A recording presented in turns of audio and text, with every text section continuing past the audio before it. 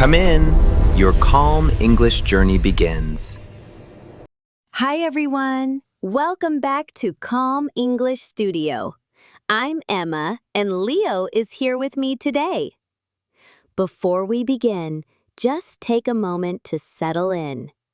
You don't have to understand everything. You don't have to try hard. You're already here and that's enough. And if you want some gentle support, we made a free PDF for this episode. It has the key expressions, simple explanations, and a few soft exercises you can do later.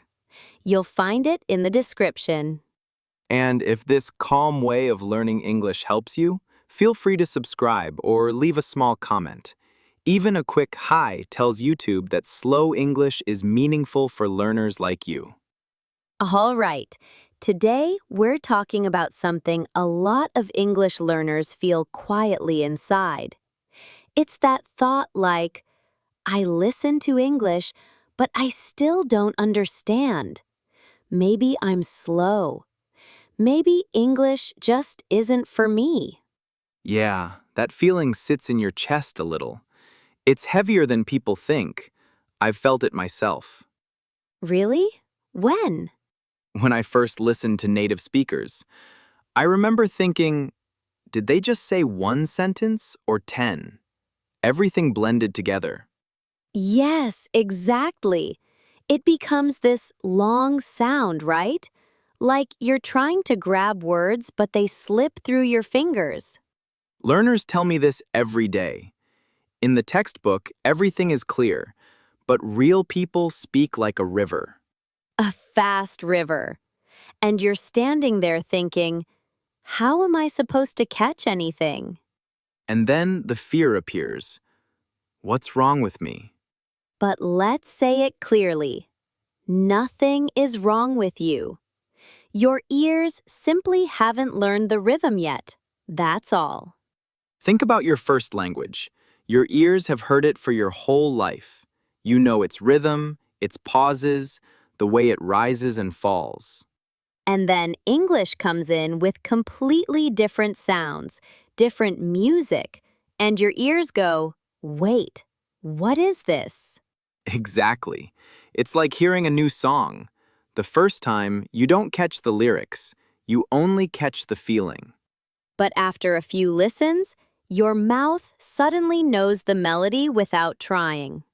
That's how listening works, through familiarity, not pressure. So the next time you listen to English and you don't understand something, instead of thinking, I failed, try saying, my ears are waking up. I really like that. Your ears aren't broken, they're just waking up slowly, the way we all do in the morning. Yeah, your ears need a little time to adjust to a new language, the same way your eyes need time to adjust to light. Let me ask you something gently. You don't have to answer out loud. When you don't understand English, what do you usually say to yourself? Do you say you're not good enough? That you'll never be able to speak? Or can you start telling yourself something kinder like, I'm learning, I'm listening, and that is enough for today. Because you really are doing enough. Wherever you're listening from, walking, cooking, studying, or resting at the end of the day, thank you for being here with us.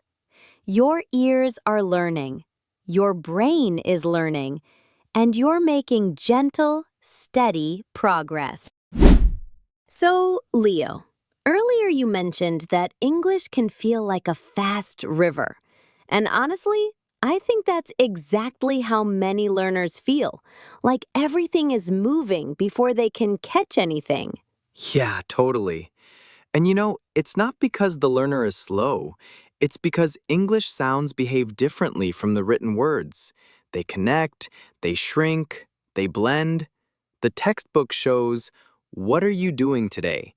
But real people say something like, "What are you doing today?" Right.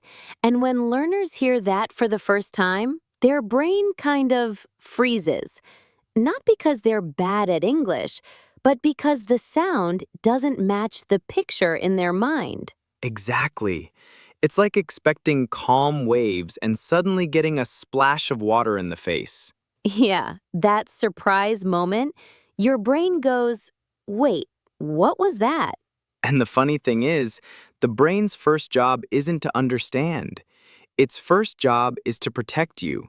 So when something sounds unfamiliar, the brain says, hold on, let me stop for a second. And that stop is the moment learners think they're too slow. But really, it's just the brain being careful, almost like it's checking, is this a new sound? Is it safe? What does it mean? Right. And then there's another part of it. Your brain listens in blocks, not in individual words.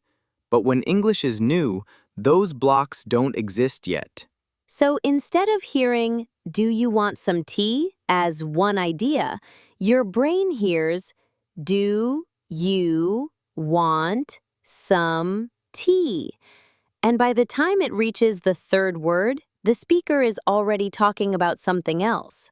Exactly. It's like trying to catch every leaf in a stream instead of watching the flow. I love that picture because English really is a flow, a rhythm, a shape, a feeling. But learners often try to catch it word by word, and that makes everything feel 10 times faster. Yeah, and there's something else people forget. When you listen in your first language, you're not listening with your ears only. You're using memory, intuition, context, all these invisible helpers. But in English, you don't have those helpers yet. Your ears are working alone for the first time, and that's tiring. Very tiring. That's why after 5 minutes of English listening, some learners feel exhausted even if they didn't understand much. And that exhaustion makes them think, why is this so hard for me? But actually, it's the same for everyone. Even strong learners feel that at the beginning. Yeah, everyone. It's kind of comforting to remember that your brain is not failing, it's just building new pathways, little roads for English to travel on. And building roads takes time. At first, everything is slow and messy. Later, those roads become automatic. The sound comes in, your brain goes, oh, I know this. This is familiar. And suddenly, you understand a little more. Exactly. So if English feels fast, it doesn't mean you're behind. It just means you're early in the journey. And honestly, being early in the journey is a beautiful place to be. Everything is new. Everything is possible. Your ears are still waking up, and that's not a problem. It's part of the process. Yeah, and the moment English starts sounding a tiny bit familiar, that's when everything begins to change. So if you've ever wondered, why is listening so hard for me? The answer is simple. It's hard for everyone at the beginning. Your brain just needs time to meet this new sound again and again. And the good news is, with gentle practice, your ears will adapt faster than you expect. One day, you'll hear a phrase and think, oh, I know that. That didn't feel fast at all. And that moment is going to feel really, really good. So, Leo, a lot of learners think listening and speaking are two separate skills. Like, if you want to speak better, you should just practice speaking. Yeah, that's the common idea, but it's actually not how language works. Listening is the beginning of speaking, kind of like the roots of a tree. You don't see them, but they hold everything up. I love that because, learners often tell me, I memorized so many words, but when I try to speak, nothing comes out. Exactly. And it's not because they're lazy or not smart. It's because their ears haven't heard enough English sound to support those words. Right. The words are known, but they're not alive yet. Yes, they're like seeds you put on the table. They only grow when your ears give them water. That water is listening. So the more you listen, the more your brain starts building patterns, little sound shapes, little rhythms, and those patterns become the foundation of speaking. Exactly. Think about a child learning language. They don't study grammar. They don't memorize vocabulary lists. They don't say, okay, today I'll learn 100 new verbs, Yeah, imagine a baby saying that. right? But somehow, after months of listening, they suddenly say a word, then a phrase, then a sentence. It feels magical, but it's not magic. It's listening. And adults forget this. We think we have to talk first to learn speaking. But the truth is, we have to listen first so our mouth knows what to imitate. Exactly. The mouth copies the ears, always. And there's something else. When you listen a lot, you start recognizing phrases without translations. Yes, yes. Like hearing someone say, do you want to come in? At first you go, huh? What? So many sounds. But after listening enough, your brain goes, oh, I know that one. It becomes familiar. And once it's familiar, your mouth can say it too, naturally, without pushing. It becomes familiar. And once it's familiar, your mouth can say it too, naturally, without pushing. That's why some learners who listen a lot sound more fluent, even if they don't study as much. Right, because they're speaking from what they hear, not from a dictionary in their head. And there's another benefit. Listening reduces fear. When English sounds familiar, speaking becomes less scary. You're not jumping into cold water anymore. You're stepping into water your body already knows. That's a beautiful way to say it. And honestly, I've seen this again and again. Learners think they can't speak, but after a few weeks of gentle listening, their words come out smoother, softer, more confident. Because speaking is just your ears saying, hey, I've heard this before. Let me try it. So, if you've ever felt like speaking is hard for you, maybe the answer isn't speak more. Maybe the answer is listen more, but gently, softly, regularly. Yeah, let your brain soak in English the way a sponge soaks in water, not with pressure, but with time. And one day, without planning it, you'll say something in English and think, wait, did that just come out of me? That moment feels amazing, and it comes from listening, not memorizing. So your ears are not a passive tool. They're the doorway to speaking. Exactly. If you take care of your ears, your mouth will follow. So, Leo, we talked about how listening helps speaking, but there's another part learners struggle with: the pressure to understand everything. You know what I mean? Oh, absolutely. A lot of learners tell me, I must understand every word. And the moment they miss something, they think they're failing.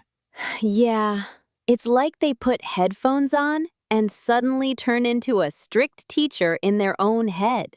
Right. And the funny thing is, the harder you try to understand, the less you understand. Yes, I've felt that too. When I push myself, my mind gets tight, my attention shrinks, and everything sounds even faster. Exactly. Because listening is not about force. It's about letting the sound enter without pressure. Kind of like breathing. If you try too hard to breathe correctly, you mess it up. But when you relax, it becomes natural. That's a perfect example. Listening works the same way. When you listen in a relaxed state, your brain opens up. It's more willing to catch patterns, more willing to remember. And learners often forget that English is not meant to be understood word by word. It's meant to be understood as a flow. Yeah, exactly. Just like in your first language, you don't listen to every single word. You listen to the feeling, the rhythm, the idea. But when learners start listening to English, they zoom in too much, like holding a magnifying glass over every word. And that makes everything feel overwhelming. Right. What they need is to zoom out, to hear the general shape of the sentence first. The details can come later. One of my students once told me, I tried to listen carefully, but the more carefully I listened, the more I panicked. And I thought, yeah, that's exactly the problem. And the solution is surprisingly simple. Listen gently. Let the sound wash around you like background music. Yes, you don't have to catch everything. You don't even have to try to catch everything. Because understanding doesn't come from chasing each word. It comes from letting your brain get familiar with the rhythm. And I love the idea that your ears don't need perfection. They just need time. Yeah, exactly. Little moments every day, not big, stressful sessions, just consistent, gentle listening. You know, I think pressure is the real enemy here. Not difficulty, not vocabulary, just pressure. Totally. When learners remove the pressure, even a short podcast like this can become surprisingly clear. Yeah, and here's something important. It's okay to not understand. Really, it's not a sign of failure. It's a sign that your brain is still absorbing. And honestly, that's a healthy place to be. A place where you don't force English, you let it come to you. Exactly. Think of slow listening as a soft invitation, not a test. I love that. A soft invitation. I think that's how listening should feel. Like the language is saying, hey, come walk with me. No rush. And when learners finally embrace that mindset, everything becomes lighter. The fear, the stress, the feeling of not enough.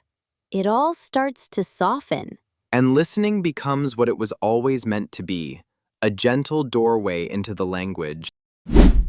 So, Leo, we've talked a lot about mindset, but I know learners also want something practical, like, okay, I understand the idea, but what should I actually do every day? Yeah, totally. People love concrete steps. And the good thing is, the steps for gentle listening are really simple. Nothing heavy, nothing stressful. Maybe we can start with the thing I recommend most often, short listening. Ah, yes, super short listening. That's a powerful one. Right? Learners always think they need a long podcast or a long video, but actually, your ears love short pieces 10 seconds, 15 seconds, maybe one short dialogue. Exactly. Short is friendly. Short doesn't scare your brain.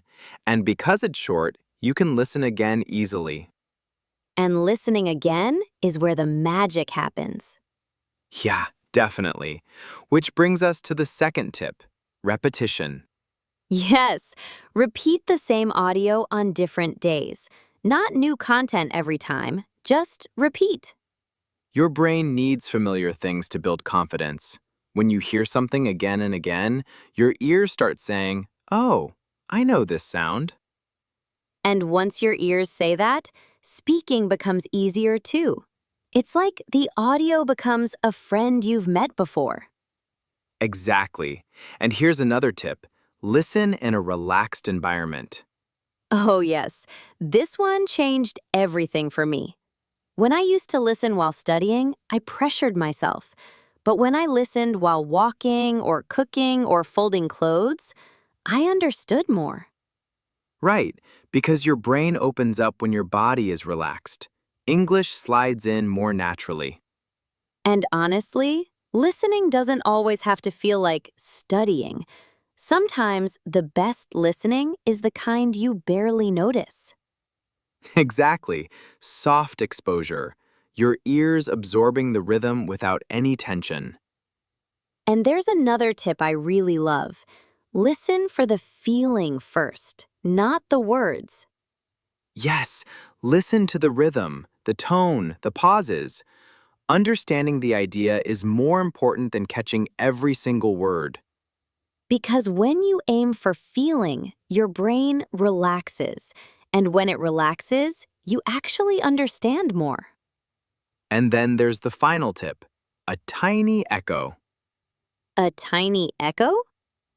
Yeah, after listening to a short sentence, you softly repeat one small part of it. Not the whole sentence, just a small piece. Like someone says, "Are you okay?" And you simply echo, "Okay." Oh, I love that. It's gentle. It's doable. It's not scary at all.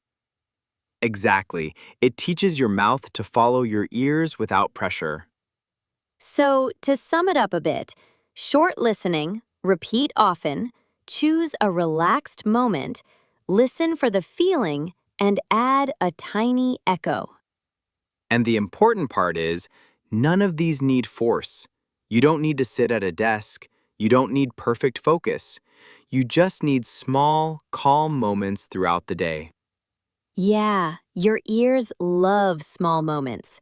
Tiny consistency, nothing heavy. And if learners follow just one or two of these habits, even lightly, their listening will start to bloom. Slowly, gently, naturally. Exactly the way it should.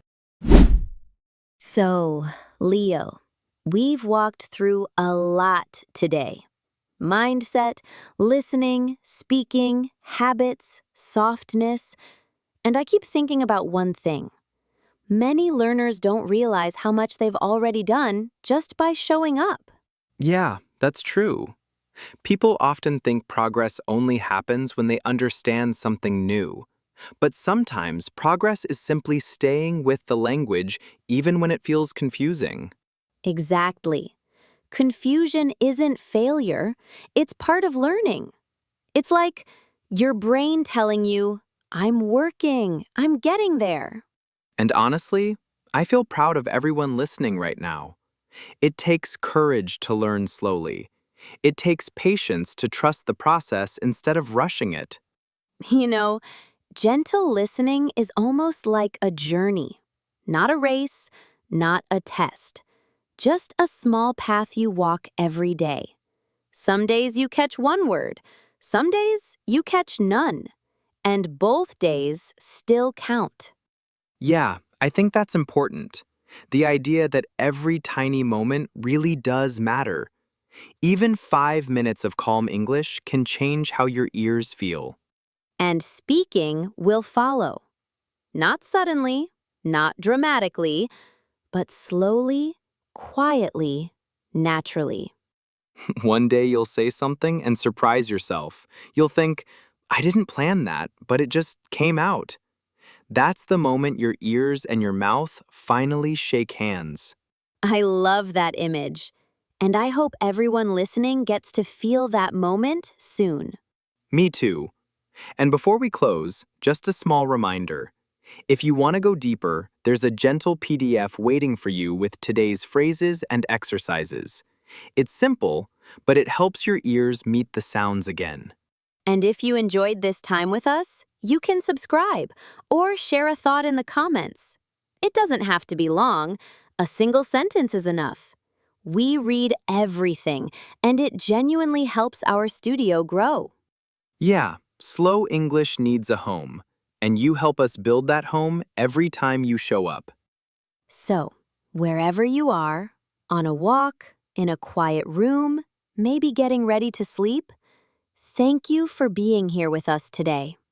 Really, thank you.